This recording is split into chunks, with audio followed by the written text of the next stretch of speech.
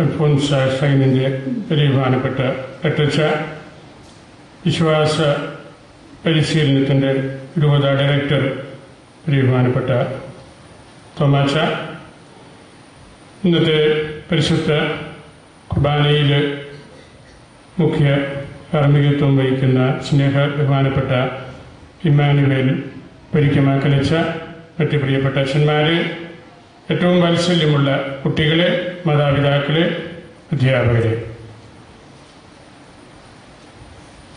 നമ്മളിപ്പോൾ പരിശുദ്ധ കുർബാനയിലാണ്. കുർബാനയുടെ മധ്യയുള്ള ചെറിയ ഒരു തിരുവചന പ്രഘോഷണത്തിലേക്ക് നമ്മൾ പ്രവേശിക്കുകയാണ്. ഭരണങ്ങാനത്ത് അൽഫോൻസാമ്മയുടെ അടുത്തേക്ക് വരാൻ എല്ലാവർക്കും ഇഷ്ടമാണ്. നമ്മുടെയൊക്കെ കുട്ടികൾക്ക് മാത്രമല്ല, മുതിർന്നവർക്ക് മാത്രമല്ല, നമ്മളുടെ ഈ രാജ്യം സന്ദർശിക്കുന്ന വിദേശികളുമെല്ലാം ഇവിടെ വന്ന് പ്രാർത്ഥിച്ച് ആത്മീയമായിട്ടുള്ള ഒരു ഉണർവ് നേടിക്കൊണ്ട് പോകുന്നത് നമ്മളൊക്കെ കാണുന്നുണ്ട്. ഇപ്പോഴേ ഈ മണിക്കൂറിൽ നമ്മുടെ രൂപതയിലെ പ്രധാനപ്പെട്ട ഒരു കേന്ദ്രമായ മൂലമറ്റം കൊറോണയോട് ബന്ധപ്പെട്ടിട്ടുള്ള എല്ലാ പള്ളികളിലെയും 10 പള്ളികളിലെയും കുട്ടികളും അധ്യാപകരും 5 അച്ഛന്മാരും മാനുവലച്ചനോട് ചേർന്ന് ഇവിടെ പരിശുദ്ധ കുർബാന അർപ്പിക്കുകയാണ്. ആഘോഷമായ കുർബാന, എല്ലാ പാട്ടുകളും എല്ലാ പ്രാർത്ഥനകളും പാടിയും ചൊല്ലിയും ദൈവത്തെങ്കിലേക്ക് നമ്മെ കൊണ്ടെത്തിക്കുന്ന മനോഹരമായ പരിശുദ്ധ കുർബാനയുടെ അർപ്പണമാണ് ഇവിടെ നടക്കുന്നത്. തീർത്ഥാടകരായിട്ട് നിങ്ങൾ ഇവിടെ അൽഫോൻസാമ്മയുടെ സന്നിധിയിൽ ആയിരിക്കുമ്പോൾ നമ്മളുടെ വിശുദ്ധീകരണത്തിൻ്റെ, ആത്മവിശുദ്ധീകരണത്തിൻ്റെ ഒരു അവസരമായിട്ട് അതിനെ എടുക്കണം. ഇവിടെ വരുമ്പോൾ അൽഫോൻസാമ്മ നിങ്ങൾക്ക് ചൂണ്ടിക്കാണിച്ചു തരുന്നത് സ്വർഗമാണ്. സ്വർഗത്തിലേക്കുള്ള വഴി ഏതാണ്, എങ്ങനെയാണ് ആ വഴിയിൽ നമ്മൾ പ്രവേശിക്കേണ്ടത് എന്നാണ് അൽഫോൻസാമ്മ നമുക്ക് കാണിച്ചു തരുന്നത്. ഇപ്പോൾ നമ്മളെല്ലാവരും അൽഫോൻസാമ്മയോട് വളരെ അടുത്താണ്, തൊട്ട് ഉരുമ്മി എന്നതുപോലെ നിങ്ങളുടെ അമ്മച്ചിമാരുടെ, ചാച്ചന്മാരുടെ അടുത്ത് ആയിരിക്കുന്നത് പോലെ ഇപ്പോൾ മൂലമറ്റം ഫൊറോനയിലെ കുട്ടികളെല്ലാം അൽഫോൻസാമ്മയുടെ അടുത്താണ്, തൊട്ട് അടുത്താണ്. അമ്മയുടെ പുണ്യ കുടീരം ചുംബിക്കുന്നതിനും തിരുശേഷിപ്പ് വണങ്ങുന്നതിനുമെല്ലാം ഉള്ള അവസരവും നമുക്കുണ്ട്. നമ്മൾ അൽഫോൻസാമ്മയുടെ അടുത്തായിരിക്കുമ്പോൾ നല്ല കുട്ടികളായിട്ട് വളരാൻ, നല്ല സമർപ്പിതരായിട്ട്, നല്ല വൈദികരായിട്ട്, നല്ല സന്യാസിനികളായിട്ട്, നല്ല കുടുംബജീവിതം നയിക്കുന്നവരായിട്ടും ഒക്കെ ആയിത്തീരുന്നതിനുള്ള പ്രത്യേക അനുഗ്രഹത്തിനായിട്ട് കൂടെ പ്രാർത്ഥിക്കണം. ധാരാളം വൈദികരെയും സമർപ്പിതരെയും നമുക്ക് സഭയ്ക്ക് പ്രത്യേകമായിട്ട് ആവശ്യമുണ്ട്.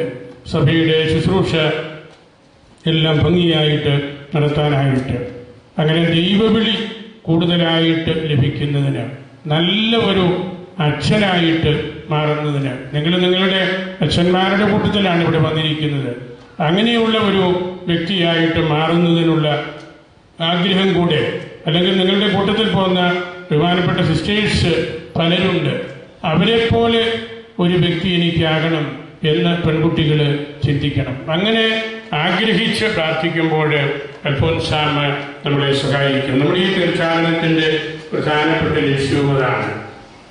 ഇന്നത്തെ പെരുന്നാൾ ഒരിക്കൽ ആമുഖത്തിൽ നിങ്ങളോട് പറഞ്ഞു, നമ്മുടെ വായനകളിൽ എല്ലാം നമ്മൾ കേട്ടു, കുരിശിൻ്റെ പുകഴ്ചയുടെ പെരുന്നാളാണ്. ഞാൻ കുട്ടികൾക്ക് മനസ്സിലാകുന്ന രീതിയിൽ 1-2 കുഞ്ഞ് ചിന്തകൾ പറയുകയാണ്. നിങ്ങൾക്ക് എളുപ്പത്തിൽ മനസ്സിൽ സൂക്ഷിക്കാം. വളരെ ലളിതമായ കാര്യം. ഒന്ന്, ഔദ്യോഗിക സ്ഥാനത്തു നിന്ന് മാറി വിശ്രമ ജീവിതത്തിലിരിക്കുന്ന പരിശുദ്ധ ബെനഡിക്ട് പിതാവ് ഒരു സെപ്റ്റംബർ 14 പ്രസംഗിച്ച പ്രസംഗത്തിലെ ഒരു കൊച്ചു സംഭവമാണ്. അന്ന് മാർപ്പാപ്പ പറഞ്ഞു, ഞങ്ങൾ കുട്ടികളായിരുന്നപ്പോൾ എൻ്റെ സുന്നാരി പഠനം തീരുന്നതിന് വരെ മാർപ്പാപ്പയുടെ ജ്യേഷ്ഠ സഹോദരനും അച്ഛനായിരുന്നു. അവർ രണ്ടുപേര് പള്ളിക്കൂടത്തിൽ പോകുമ്പോഴും സെമിനാരിയിൽ നിന്ന് അവധിക്ക് വരുമ്പോഴും എല്ലാം അവരുടെ വീട്ടിൽ നിന്ന് എത്ര തവണ അവർ പുറത്തേക്ക് പോകുന്നുവോ, നമ്മുടെ കുട്ടികൾ പലപ്പോഴും നമ്മുടെ വീട്ടിൽ നിന്ന് പുറത്തേക്ക് പോകും. അപ്പോഴെല്ലാം അവരുടെ മാർപ്പാപ്പായുടെ അമ്മ ഇവരുടെ രണ്ടുപേരുടെയും നെറ്റിയിൽ കുരിശ് വരച്ച് ഇടുമായിരുന്നു. മാർപ്പാപ്പ ആയി കഴിഞ്ഞ് ബെനഡിക്ട് പിതാവ് പറഞ്ഞു, ഇപ്പോഴും എന്നെ സംരക്ഷിക്കുന്നത് അമ്മ എൻ്റെ നെറ്റിയിൽ ആയിരക്കണക്കിന് പ്രാവശ്യം വരച്ചിട്ടുള്ള ആ കുരിശാണ്. ആ കുരിശിന്റെ സംരക്ഷണയിലാണ് ഞാൻ ഇപ്പോഴും കഴിയുന്നത് എന്ന്. നമ്മളുടെയും എല്ലാവരുടെയും ചരിത്രം അതാണ്.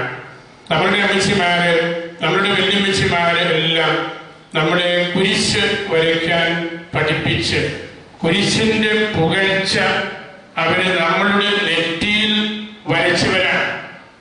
നമ്മളുടെ മഹത്വം, നമ്മളുടെ പുകഴ്ച എന്നുള്ളത് നമ്മളുടെ അമ്മച്ചിമാര് നമ്മളുടെ നെറ്റിയിൽ വരച്ചിട്ട ആ കുരിശാണ് എന്ന് നമ്മൾ തിരിച്ചറിയണം. ആ കുരിശിനെ കുറിച്ചാണ് ഇന്ന് സാർവത്രിക സഭ ചിന്തിക്കുന്നത്. ഈ കുരിശിന്റെ പുകഴ്ചയുടെ തിരുനാളിന്റെ ഒരു കുഞ്ഞ് ചരിത്രം. ഹെലേന എന്ന് പേരുള്ള ഒരു സ്ത്രീ ഒരു രാജാവിന്റെ, കോൺസ്റ്റന്റൈൻ രാജാവിന്റെ അമ്മയായിരുന്നു. അവര് ജെറുസലത്തേക്ക് 326 ഒരുപാട് വർഷങ്ങൾക്ക് മുമ്പ് AD 326 ഒരു തീർത്ഥാടനം നടത്തി. നിങ്ങൾ ഇന്ന് മൂലമറ്റത്തുനിന്ന് ഇവിടെ ഭരണജ്ഞാനത്ത് വന്നതുപോലെ ഈ ഹെലേന അമ്മ അവരുടെ സ്ഥലത്ത് നിന്ന് ജെറുസലത്തേക്ക്, ഈശോ ജീവിച്ച് മരിച്ച ആ സ്ഥലത്തേക്ക് ഒരു യാത്രയ്ക്ക് പ്രാർത്ഥിക്കാനായിട്ട് പോയതാണ്. അവിടെ ചെന്ന് അവർ 3 കുരിശുകൾ കണ്ടെത്തി. അത് ഈശോയുടെ മരണത്തോട് അല്ലെങ്കിൽ ഈശോയെ തറച്ച കുരിശ് ആണെന്ന് അവർക്ക് ബോധ്യം വന്നു. പക്ഷേ 3 ഉള്ളത് കൊണ്ട് ഇതേതാണ് ഈശോയെ തറച്ച കുരിശ് എന്നുള്ള പ്രശ്നം വന്നു. അപ്പോഴവർ കൂട്ടത്തിലുണ്ടായിരുന്നവർ പറഞ്ഞു, നമുക്കൊരു ചെറിയ പരീക്ഷണം നടത്തിയാൽ മതി. അവിടെ ഒരുപാട് രോഗികൾ നമ്മളുടെ ഏത് പെരുന്നാളിനും ചെല്ലുമ്പോൾ കാണുന്നത് പോലെയുണ്ട്. നമുക്ക് ഈ കുരിശ് ഓരോന്നും എടുത്ത് രോഗികളെ മുട്ടിക്കാം. രോഗികൾക്ക് സൗഖ്യം കിട്ടിയാൽ അതാണ് ഈശോയുടെ കുരിശ് എന്ന ഉറപ്പാണല്ലോ. അവര് 1ാമത്തെ കുരിശ് രോഗികളെ മുട്ടിച്ചു, ഒന്നും സംഭവിച്ചില്ല. 2ാമത്തെ കുരിശ് മുട്ടിച്ചു, ഒന്നും സംഭവിച്ചില്ല. 3ാമത്തെ കുരിശ് ആരെയൊക്കെ അവർ തൊട്ടോ അവരുടെ എല്ലാ രോഗം മാറി, അവർക്ക് സൗഖ്യം കിട്ടി. അപ്പോഴേ അവർക്കെല്ലാവർക്കും മനസ്സിലായി ഈശോയുടെ കുരിശ് അതാണ്. ആ കുരിശ് കണ്ട് എത്തിയ സ്ഥലത്തിന് മുകളിലായിട്ട് വലിയൊരു ദേവാലയം, ഈശോയുടെ പുനരുത്ഥാനത്തെ സൂചിപ്പിക്കുന്ന ദേവാലയം പണിതു. ഇവിടെ അൽഫോൻസാമ്മയുടെ പുണ്യ കുടീരത്തിന് ചുറ്റും അല്ലെങ്കിൽ അതിനോട് ചേർന്ന് നമ്മൾ ഈ പള്ളി പണിതുപോലെ നമുക്ക് വലിയ ഒരാഗ്രഹമുണ്ട്. വളരെ വലിയ ഒരു പള്ളി, ഇവിടെ ഒരുപാട് ആളുകൾ വരുന്നുണ്ട്. ഇവിടെ ഈ ടൂമ്പിന്റെ മുകളിലായിട്ട് വലിയ ഒരു പള്ളി പണിയണമെന്ന് എല്ലാവർക്കും ആഗ്രഹമുണ്ട്. അതുപോലെയാണ് ആ കുരിശ് കണ്ടെത്തിയ ആ സ്ഥലത്ത് പണിത പള്ളി. ആ പള്ളി പണിയുകയും അവിടെ ഒരു സെപ്റ്റംബർ 14 ഇന്ന് പോലെയുള്ള ഒരു ദിവസം ഈ കുരിശ് അവിടെ പരസ്യ വണക്കത്തിനായിട്ട് വെച്ചു. ആ കുരിശാണ്, ഈശോയുടെ ആ കുരിശാണ് എല്ലാ പുകഴ്ചകളുടെയും കാരണം. ആ കുരിശിന്റെ ഓർമ്മയാണ് നമ്മളുടെ എല്ലാ പള്ളികളിലും മഠങ്ങളിലും പള്ളിക്കൂടങ്ങളിലും അല്ലെങ്കിൽ നിങ്ങളുടെ വീടുകളിലും എല്ലാം വെക്കുന്നത്. ആ കുരിശിന്റെ ഓർമ്മയ്ക്ക് വേണ്ടിയാണ്. ആ കുരിശിനെ ചുറ്റിപ്പറ്റിയാണ് നമ്മളുടെ വിശ്വാസവും മുമ്പോട്ട് നീങ്ങുന്നത്. നിങ്ങളുടെ എല്ലാ പള്ളികളിൽ പള്ളിമുറ്റത്ത് കുരിശുണ്ട്. വലിയ ദേവാലയങ്ങളുടെ മുറ്റത്ത് കൽക്കുരിശുണ്ട്. അത് നമ്മളുടെ സുറിയാനി സഭകളുടെ വലിയൊരു പൈതൃകമാണ്. പള്ളിമുറ്റത്ത് കുരിശ് കാണാത്തവർ ആരും നിങ്ങളിൽ ഉണ്ടായിരിക്കുകയില്ല. എല്ലാ ദിവസവും നമ്മൾ ആ കുരിശ് കണ്ട് ഈശോയുടെ കുരിശിൻ്റെ ആ ഓർമ്മ മനസ്സിൽ സൂക്ഷിച്ചാണ് പള്ളിക്കകത്തേക്ക് പോകുന്നത്.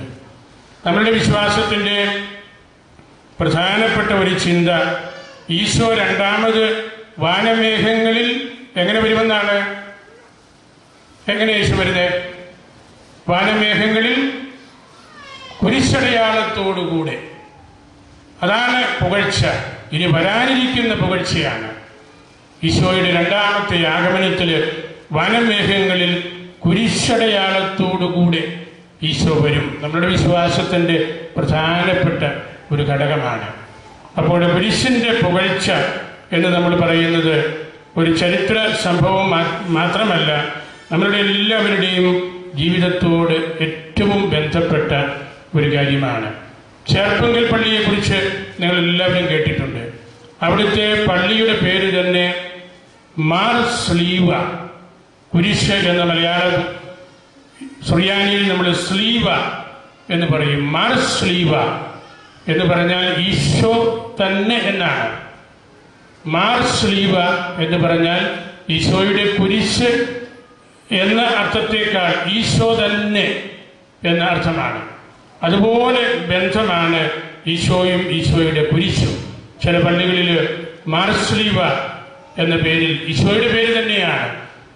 വിശുദ്ധ സ്ലീവായുടെ തിരുനാള് എന്ന പേരിൽ നമ്മളുടെ രൂപതയിലെ പുരാതന പള്ളികളിലൊക്കെ നമ്മൾ ആചരിക്കാറുമുണ്ട്.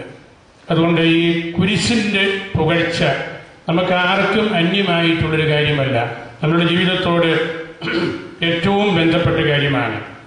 നമ്മളുടെ എല്ലാ പള്ളികളിലും, നമ്മളുടെ ബേമായിൽ, പള്ളിയുടെ മുഖവാരത്തിൽ, മധുബഹായിൽ, അങ്ങനെ പല സ്ഥലത്തും നമ്മളുടെ കുരിശ്. ഈ ബേമായിലെ കുരിശിലേക്ക് നോക്കിയേ, ഇതാണ് നമ്മളുടെ സഭയുടെ പ്രതീകമായിട്ടുള്ള സെയിന്റ് തോമസ് ക്രോസ്. ഈശോയുടെ കുരിശിൻ്റെ മറ്റൊരു രൂപമാണ്. അതുകൊണ്ടാണ് നമ്മുടെ എല്ലാ പള്ളികളിലും കുർബാനയ്ക്ക് തൊട്ട് മുമ്പ് ബേമായിൽ ഈ കുരിശ് വയ്ക്കുന്നത് കൊണ്ടാണ്. നമ്മളുടെ പള്ളികൾ പണിയുമ്പോൾ പള്ളിയുടെ മുഖവാരത്തിലും അകത്തുമെല്ലാം ഈ കുരിശ്, അത് നമ്മളുടെ സഭയുടെ പ്രത്യേകത കൂടിയാണ്. അങ്ങനെയുള്ള വലിയ ആത്മീയ ചിന്തകളോട് ബന്ധപ്പെട്ടാണ് ഈ മാർ സ്ലീവ അല്ലെങ്കിൽ വിശുദ്ധ കുരിശിൻ്റെ ചിന്തകളും പുകഴ്ചയും ആ തിരുനാളും എല്ലാം സഭയിൽ നിലനിൽക്കുന്നത് എന്ന് നമ്മൾ തിരിച്ചറിയണം. അതുപോലെ തന്നെ നമ്മുടെ പ്രാർത്ഥനയിൽ രാസകുർബാനയിൽ നമ്മുടെ കുട്ടികൾ ചുരുക്കമായിട്ടെങ്കിലും രാസകുർബാന കണ്ടിട്ടുണ്ട്. ഇന്നത്തെ കുർബാനയുടെ ആരംഭ ഭാഗം അതുപോലെയാണ്. പിന്നീട് നമുക്ക് 2-3 ഗാനങ്ങൾ കൂടെ ഉണ്ടെന്ന് മാത്രമേ ഉള്ളൂ. അതിൽ ഏറ്റവും പ്രസക്തമായ രാസകുർബാനയിലെ ഒരു ചിന്തയാണല്ലോ, സ്ലീവ നമ്മൾക്കെന്നും നന്മകൾ തന്നുറവിടമാ. അതാണ് സ്ലീവ, നമുക്കെന്നും നന്മയുടെ ഉറവിടമാണ്. ആ കുർബാനയുടെ കാതൽ ആ ഒരു ചെറിയ പ്രാർത്ഥനയിൽ ഗാനരൂപത്തിൽ കൊടുത്തിരിക്കുകയാണ്. എല്ലാ നന്മകളുടെയും ഉറവിടമാണ്. അത് നമ്മുടെ പരിശുദ്ധ കുർബാനയിൽ ഏറ്റവും പ്രധാനപ്പെട്ട രാസകുർബാനയിൽ നമ്മൾ പ്രാർത്ഥിക്കുന്നു. അതുപോലെ വലിയാഴ്ചയിലെ തിരുക്രമത്തിൽ കുട്ടികൾക്കൊക്കെ അറിയാം, കുരിശിനാലെ ലോകമൊന്നായി വീണ്ടെടുത്തവനെ താനു ഞങ്ങൾ വണങ്ങുന്നു ദിവ്യപാദങ്ങൾ. അതാണ് വെള്ളിയാഴ്ചയിൽ നമ്മളെപ്പോഴും പ്രാർത്ഥനയിൽ നമ്മുടെ മാതാപിതാക്കളൊക്കെ സന്ധ്യയ്ക്കൊക്കെ തുടർച്ചയായിട്ട് സുറിയാനിയിൽ തന്നെ പാടിക്കൊണ്ടിരുന്ന ഒരു പാട്ടാണിത്. ആ കുരിശ് വഴി നമുക്ക് രക്ഷ സാധിച്ചതെന്ന ആ ഈശോയുടെ പാദങ്ങൾ ഞങ്ങൾ വണങ്ങുന്നു. അങ്ങനെ നമ്മുടെ പ്രാർത്ഥനയോടും നമ്മുടെ ജീവിതത്തോടും ഏറ്റവും ബന്ധപ്പെട്ട് കിടക്കുന്ന ഒരു ചിന്തയാണ് വിശുദ്ധ കുരിശിൻ്റെ മാർ സ്ലീവായുടെ പുകഴ്ച അല്ലെങ്കിൽ ആ കുരിശിനെ കുറിച്ചുള്ള ചിന്ത. ഞാൻ 1-2 കാര്യങ്ങൾ പറഞ്ഞ് അവസാനിപ്പിക്കുകയാണ്. ഇന്നത്തെ വായനയിൽ നമ്മൾ കേട്ട ഒരു ചിന്ത, ഇസ്രായേൽക്കാർ മരുഭൂമിയിൽ യാത്ര ചെയ്തപ്പോൾ ഒരു പാമ്പ് കടിച്ചു. മൂലമറ്റം പ്രദേശത്തൊക്കെ പാമ്പുണ്ട്. ഒരുപാട് സ്ഥലങ്ങളിൽ ഞാൻ പല സ്ഥലത്തും പള്ളികളിൽ വന്നപ്പോഴൊക്കെ വഴിയിൽ പാമ്പിനെ കണ്ടിട്ടുണ്ട്. നമുക്ക് റബ്ബർ മരങ്ങളും പച്ചപ്പുള്ള സ്ഥലത്തൊക്കെ ഉണ്ട്. അങ്ങനെ പാമ്പ് കടിയേറ്റ് ഒത്തിരി പേര് മരിച്ച് മോശയും ഒക്കെ വിഷമിച്ചിരുന്ന അവസരത്തിൽ ദൈവത്തിൻ്റെ ഒരു അരുളപ്പാട് മോശയ്ക്ക് കൊടുത്തു. ഒരു പാമ്പിൻ്റെ ഒരു രൂപം ഉണ്ടാക്കി ഒരു കമ്പിൽ കെട്ടിത്തൂക്കി പൊക്കിപ്പിടിച്ചാൽ മതി. അതേ നോക്കിയാൽ അതാണ് മോശ മരുഭൂമിയിൽ ഉയർത്തിയ പിച്ചള സർപ്പം. ഒരു പാമ്പിൻ്റെ രൂപം പിത്തള കൊണ്ട് ഉണ്ടാക്കി ഒരു ഇരുമ്പ് തണ്ടിൽ കുത്തി ഉയർത്തിപ്പിടിച്ചാൽ മതി. അതേ നോക്കുന്നവർ എല്ലാവരും നോക്കുന്നവർക്ക് സൗഖ്യം കിട്ടും. യോഹന്നാൻ ശ്ലീഹ സുവിശേഷം 3:14 പറയുന്നുണ്ടല്ലോ, കുരിശിൽ ഉയർത്തപ്പെടുന്ന ഈശോ. അതാണ് ആ പ്രതീകം. മോശ ഒരു പാമ്പിൻ്റെ രൂപം ഒരു വടിയിൽ പിടിപ്പിച്ച് ഉയർത്തിപ്പിടിച്ചതുപോലെ മനുഷ്യപുത്രൻ കുരിശിൽ ഉയർത്തപ്പെടും. ഈ മനുഷ്യപുത്രനെ നോക്കുന്ന വ്യക്തികളാണ് നമ്മളെല്ലാവരും. നമ്മൾ രക്ഷപ്പെടുന്നത് ഈ കുരിശിനെ നോക്കിയിട്ടാണ്. നിങ്ങളുടെ കുട്ടികൾക്കധികം പരിചയം കാണുകയില്ല. മലങ്കര കത്തോലിക്ക സഭയിലെ മെത്രാന്മാർ നിങ്ങൾ കണ്ടിട്ട് കാണും, പിതാക്കന്മാർ. തീർച്ചയായിട്ടും ആ മെത്രാന്മാരുടെ കയ്യിലിരിക്കുന്ന വടിയിൽ ഈ പാമ്പിൻ്റെ തലയാണ്. മോശ മരുഭൂമിയിൽ ഉയർത്തിയ ആ പിത്തള സർപ്പത്തെയാണ് മലങ്കര പിതാക്കന്മാരുടെ ഔദ്യോഗികമായ വടിയുടെ അവസാന ഭാഗത്ത് മുകളിൽ കൊടുത്തിരിക്കുന്നത്. എല്ലാവർക്കും രക്ഷ കിട്ടാൻ വേണ്ടി. നമ്മുടെ പിതാക്കന്മാർ സാധാരണഗതിയിൽ എല്ലാവരും വടിയിൽ ഈ സ്ലീവായാണ്. ഈശോ കുരിശിൽ ഉയർത്തപ്പെട്ടതിൻ്റെ അടയാളമായിട്ട് നമ്മളുടെ സഭയിലെ പിതാക്കന്മാർ ഉപയോഗിക്കുന്ന വടിയിൽ മാർസ്ലീവായാണ് കൊടുത്തിരിക്കുന്നത്. ഇതെല്ലാം നമ്മളുടെ വിശ്വാസത്തിൻ്റെ, നമ്മളുടെ അനുദിന ജീവിതത്തോട് ഏറ്റവും ബന്ധപ്പെട്ട് കിടക്കുന്ന കാര്യമാണ്. ഇന്നത്തെ സുവിശേഷത്തിൽ എമ്മാമൂസിലേക്ക് പോയ ശിഷ്യന്മാരുമായിട്ടുള്ള ദീർഘമായ സംഭാഷണം നമ്മൾ കേട്ടു. നമുക്ക് പരിചയമുള്ളതാണ്. ജെറുസലത്ത് നിന്ന് അവർ 2 പേര് എമ്മാമൂസിലേക്ക് പോയി. നിങ്ങൾ മൂലമറ്റത്ത് നിന്ന് ഭരണജ്ഞാനത്തേക്ക് വരുന്നത് പോലെ അവർ പോയപ്പോൾ അവർ ആ നാടുകളിൽ സംഭവിച്ച അവരുടെ മനസ്സ് മുഴുവനും ഈശോയ്ക്ക് പറ്റിയ ആ കാര്യങ്ങളെക്കുറിച്ചാണ്. അവരുടെ വർത്തമാനം മുഴുവൻ അതായിരുന്നു. നിങ്ങളും ഇന്നിങ്ങോട്ട് പോന്നപ്പം ഭരണജ്ഞാനത്ത് വരുമ്പോൾ ഒത്തിരി ആൾ കാണും. ഇവിടെ ആരായിരിക്കും കുർബാന ചെല്ലുന്നത്, എത്ര അച്ഛന്മാർ കാണും, അൽഫോൻസാമ്മയുടെ തൊട്ടടുത്തിരിക്കാൻ പറ്റുമോ എന്ന് നിങ്ങൾ ചിന്തിച്ച് വർത്തമാനം പറഞ്ഞു പോകുന്നത് പോലെ ഈ 2 ശിഷ്യന്മാർ അങ്ങനെ ഈശോയെക്കുറിച്ച് സംഭവിച്ച കാര്യമൊക്കെ പറഞ്ഞു. അങ്ങനെ അവരുടെ കൂട്ടത്തിൽ ഈശോ കൂടി. ആ നടപ്പിന്റെ പ്രത്യേകത ഈശോയോട് തന്നെയാണ് ഇതെല്ലാം പറഞ്ഞു കേൾപ്പിച്ചത്. ഉത്ഥാനം ചെയ്ത ഈശോയോട് തന്നെയാണ് നമ്മളിന്ന് കേട്ട ആ സംഭാഷണമെല്ലാം അവർ പറഞ്ഞു കേൾപ്പിച്ചത്. അവരുടെ കണ്ണുകൾ മൂടപ്പെട്ടിരുന്നു. അവർക്ക് അത് ശരിക്കും മനസ്സിലാക്കാൻ പറ്റിയില്ല. അവിടെയാണ് നമ്മൾ മനസ്സിലോർത്തിരിക്കേണ്ട 2 കുഞ്ഞു കാര്യങ്ങൾ. ഈശോ ആ തിരുവചനം വ്യാഖ്യാനിച്ചു കൊടുത്തു. മനുഷ്യപുത്രൻ പീഡകൾ സഹിച്ച് മരിച്ച് ഉയർക്കപ്പെടേണ്ടതാണെന്ന് നിങ്ങൾക്കറിഞ്ഞുകൂടെ? ഇന്നത്തെ വായനയായിട്ട് സഭ അത് തന്നിരിക്കുന്നതിന്റെ കാരണം അതാണ്. കുരിശിൽ മരിച്ച് ഉയർത്ത ആ ഈശോയെയാണ് കുരിശിന്റെ പുകഴ്ചയിൽ നമ്മൾ ആചരിക്കുന്നത്. അതുകൊണ്ടാണ് ഈശോ ചോദിച്ചത്, മനുഷ്യപുത്രൻ കുരിശിൽ തറയ്ക്കപ്പെട്ട് പീഡകൾ സഹിച്ച് മരിച്ച് ഉയർക്കണമെന്ന് ആ സത്യം നിങ്ങൾക്ക് അറിഞ്ഞുകൂടെ? അത് കേട്ട് കുറച്ച് കഴിഞ്ഞപ്പോൾ അവരുടെ മനസ്സിൽ നല്ല ഒരു ആകാംക്ഷയുണ്ടായി. അല്പം കൂടെ കഴിഞ്ഞപ്പോൾ അപ്പം മുറിച്ചു കൊടുത്തപ്പോൾ കണ്ണിലുണ്ടായിരുന്ന പാടമായി നല്ല പോലെ അവർ കണ്ടു. ആ അപ്പം മുറിക്കലാണ് നമ്മളുടെ വിശുദ്ധ കുർബാന. ഇവിടെ നമ്മൾ ആഘോഷമായ പരിശുദ്ധ കുർബാന അർപ്പിക്കുമ്പോഴാണ് നിങ്ങളുടെ കണ്ണുകൾ തെളിയേണ്ടത്. എമ്മാവൂസിലെ ശിഷ്യന്മാരുടെ കണ്ണുകൾ തെളിഞ്ഞത് ഈശോ അപ്പം മുറിച്ച് അവർക്ക് കൊടുത്തു.